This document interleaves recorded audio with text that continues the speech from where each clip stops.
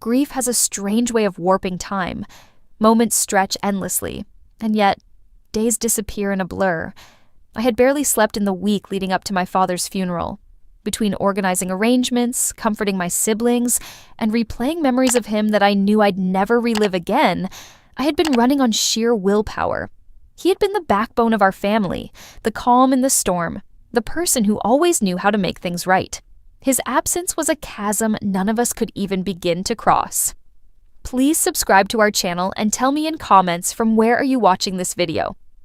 The day of the funeral arrived, and the church was packed with friends and family, all united by the shared loss of someone who had touched countless lives. The soft hum of conversations and the muffled sounds of crying filled the air, and the weight of collective mourning settled over the room. I walked into the service with my heart heavy but focused. This day wasn't about me. It was about honoring my father and supporting the people who loved him. My mother, on the other hand, was different. While I didn't expect her to crumble under the weight of grief, she'd always been stoic, even when life threw her its hardest punches. There was something off about her demeanor. She wasn't just composed, she was radiating something entirely unfamiliar. Confidence, happiness. The sight of her smiling and chatting animatedly with guests struck me as almost inappropriate, though I did my best to ignore it. Maybe everyone grieves differently. Maybe she was trying to mask her pain. Or maybe she was simply overwhelmed by the sudden attention the funeral had brought her. Throughout the service, I stayed close to my siblings, sharing tissues and quiet whispers of reassurance as the eulogies unfolded. My father's closest friends spoke of his generosity, his wisdom, his ability to turn strangers into friends. Each tribute painted a picture of a man who had given his all to the people he cared about, a man who deserved nothing but love and respect in return. I cried silently, trying to hold myself together for the sake of those around me. It wasn't until the reception after the funeral that everything began to unravel. The room was filled with the smell of coffee and catered sandwiches, the chatter of guests gradually lifting the somber atmosphere into something more manageable. I was busy mingling, making sure my father's old colleagues felt welcome, when I saw my mother standing at the center of the room, her expression radiant. She held a glass of wine in one hand and was gesturing animatedly, her laughter cutting through the hum of the crowd. At first, I thought she was simply trying to lighten the mood, but as I moved closer, I noticed something unusual. She wasn't alone. Standing beside her was my uncle, my father's younger brother, and the two of them were closer than they should have been. I paused, confusion sweeping over me as I tried to process what I was seeing. He was leaning toward her, his hand resting casually on her arm as they talked, their body language far more intimate than I could reconcile. My chest tightened, but I pushed the thought aside. Surely I was imagining things. Surely grief was playing tricks on me.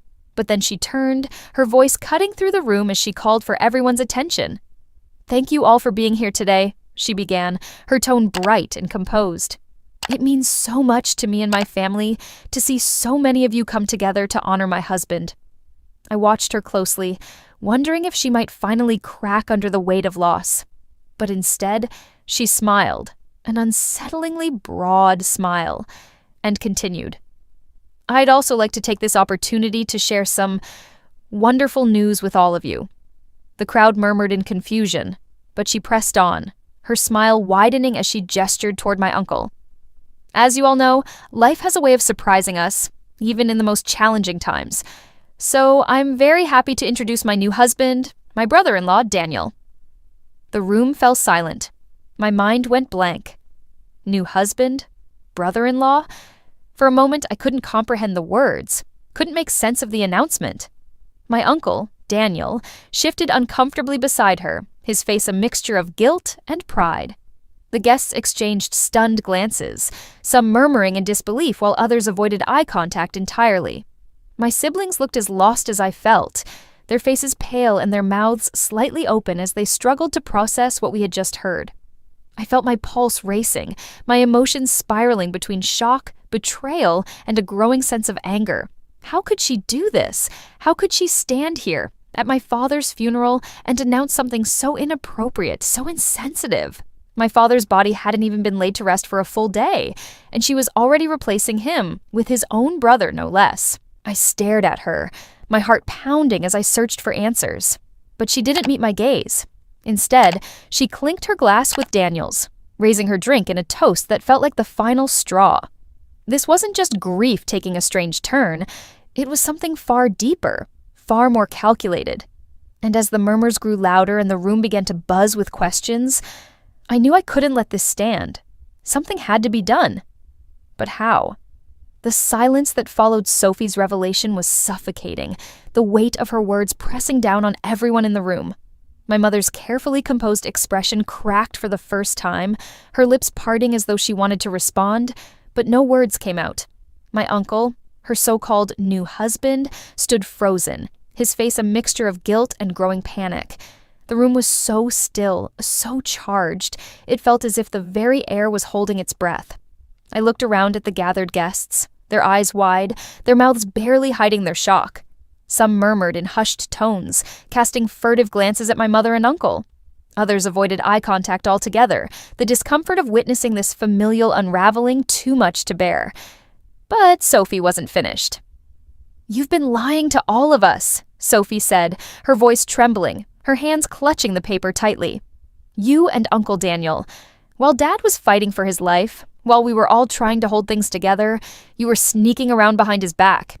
And now you have the audacity to stand here, at his funeral, and celebrate this farce?" "Sophie," my mother snapped, finally finding her voice, but it cracked under the weight of her shame. She reached out as if to grab the paper, but Sophie stepped back, shaking her head. "No, Mom," Sophie said, tears now streaming down her face. "You don't get to play the victim here. You don't get to brush this aside like it doesn't matter. Dad loved you. He trusted you. And this is how you repay him?" The room erupted into chaos. Guests whispered loudly, their voices carrying a mix of disbelief and outrage.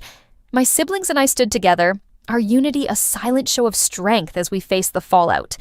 My mother's face was pale, her confidence crumbling under the scrutiny of everyone around her. Daniel, the man who had once been an uncle we respected, took a step back, as if trying to physically distance himself from the mess he had helped create. I stepped forward, my voice calm but filled with resolve. "You've betrayed all of us," I said, meeting my mother's eyes. "But this isn't just about us. This is about Dad. This is about the legacy he left behind and the trust you've destroyed." Tears welled in her eyes, but I didn't let them sway me. "We might have lost Dad," I continued, "but we're not going to lose the values he taught us. Honesty, loyalty, and love that isn't tainted by lies. If you think we're going to stand by and accept what you've done, you're wrong." With that, I turned to my siblings. "Let's go," I said simply, and they nodded, their faces set with the same determination. Together, we walked toward the door, leaving behind the echoes of shocked gasps and murmured judgments. As we stepped outside into the crisp evening air, I felt the tension in my chest begin to ease. The betrayal still stung, but it didn't define us. It didn't define me. We stood together for a moment, silent but united, the weight of what had happened settling into something we could bear, because we bore it together. My younger brother finally broke the silence, his voice soft but steady. "Dad would have been proud of us," he said, and I felt my heart tighten with bittersweet emotion. "Yes," I agreed, looking at my siblings. "He would have, and we'll honor him, not by dwelling on what Mom and Daniel did, but by living the way he would have wanted us to." It wasn't the resolution I had hoped for. It wasn't the healing moment I had dreamed might come. But it was enough. As we walked away from the shattered facade of our family's past, I realized that while betrayal had broken something, it hadn't destroyed everything. We still had each other, and we still had the values our father had instilled in us. And in the end, that was what truly mattered.